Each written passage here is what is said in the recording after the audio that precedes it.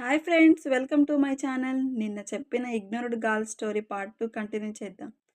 ఈ స్టోరీలో నిన్న ఇగ్నోర్ అయిన ఒక అమ్మాయి టుడే తన లైఫ్ను మార్చిన కంబ్యాక్ స్టార్ట్ చేస్తుంది.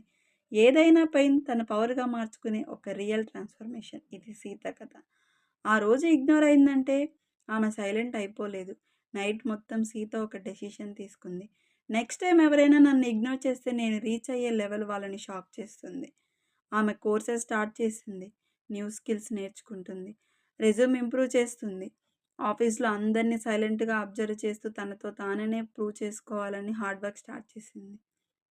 మేనేజర్ తన పైన లుక్ కూడా లేకుండా వెళ్ళిన రోజు సీత తనకి తానే ప్రామిస్ చేసింది. ఒకరోజు నన్ను ఇగ్నోర్ చేసిన వాళ్ళు కూడా నా సక్సెస్ గురించి మాట్లాడించే లెవెల్‌కి వెళ్ళాలి అని. 2 వీక్స్ తర్వాత సీత ఫోన్‌కి ఒక మెసేజ్ వచ్చింది.